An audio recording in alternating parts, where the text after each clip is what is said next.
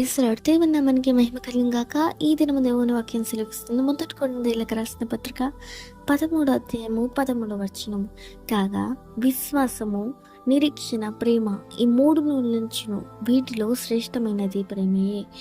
ఈ దినం దేవుడు మనతో మాట్లాడుచున్న మాట నిజంగానే ఆయన సిలువలో మొదట మనకు చూపింది ఆయన ప్రేమ, ఆయన నిరీక్షణ, ఆయన కృప మనకు చూపినాడు. వీటన్నిటిలో ఈ నిరీక్షణ, విశ్వాసము, ప్రేమలో ఈ మూడిట్లో అతి శ్రేష్టమైనది ప్రేమయే. మన కొరకు ఆయన సిలువలో యాగమై చూపించింది ఆయన ప్రేమ.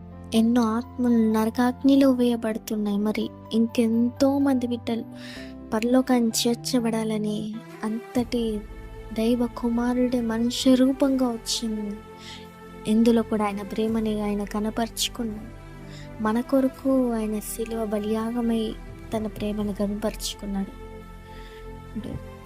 యేసయ్య ప్రేమ స్వభావం ఎటువంటిదంటే, ఆఖరికి నువ్వు ఎన్నో తప్పులు చేసి, ఎన్నో పాపములు చేసి, ఇప్పటి వరకు కూడా ఎన్నో పాపాలు చేసి ఉన్నావేమో, కానీ ఈ క్షణం నిజంగా హృదయపూర్వకంగా ఆయన దగ్గరికి వెళ్ళి, ఆయన సన్నిధికి వెళ్ళి, ఇన్ని తప్పులు ప్రభు నేను చేసి నన్ను క్షమించవా, ఒక్కసారి నన్ను క్షమించావా అని నీవు అడిగితే కనుక ఖచ్చితంగా ఆయన నన్ను క్షమిస్తాడు. ఎందుకంటే ఆయన ప్రేమ మన యందు ఎంతో అధికమై ఉన్నది.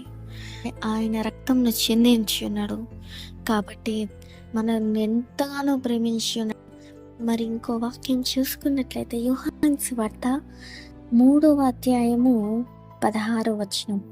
దేవుడు లోకమును ఎంతో ప్రేమించాను కాగా ఆయన తన అద్వితీయ కుమారుడిగా పుట్టిన వాని యందు విశ్వాసముంచు ప్రతివాడును నశింపక నిత్య జీవం పొందినట్లు ఆయనను అనుగ్రహించను. నిజంగా దేవుడు ఈ లోకంలో ఎంతో ప్రేమించను. ఆయన చేతులతో మనం సృజించబడ్డాము కాబట్టి ఆయన మనల్ని ఎంతగానో ప్రేమించి తన అద్వితీయ కుమారుడిని బలిగా ఇచ్చి ఉండి కరుణావాత్సల్యం గల దేవుడు మన పట్ల ఎంతగానో జాలిని చూపించి ఉన్నాడు.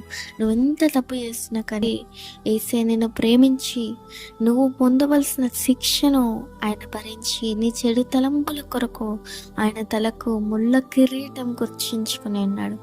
మరింతగా ఆయన హింసించబడి మన శిక్ష భారమంతా ఆయన మీద మోపబడిన కానీ దేవుడు మాత్రం మనల్ని ఎంతగానో ప్రేమించి ఉన్నాడు.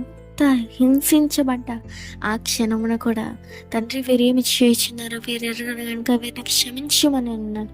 మన దేవుడు ఎంతగానో మనల్ని ప్రేమించి ఉన్నాడు కనుక మరి మనం ఆయన కొరకు ఏం చేస్తున్నాం ఒక్కసారి ఎన్ని తప్పులైతే చేసి ఉన్నామో కానీ దేవుడు మనల్ని ఖచ్చితంగా క్షమించే దేవుడు. ఎందుకంటే ఆయన మన కొరకే కదా, మనల్ని ప్రేమించే కదా ఆయన భూలోకానికి వచ్చి ఉన్నది, మనల్ని ప్రేమించే కదా ఆయన సిలువ వేయబడి ఉన్నది, మన కోసమే కదా, మన శిక్ష భారం అంతా ఆయన మీద వేయించుకుని ఉన్నాడు.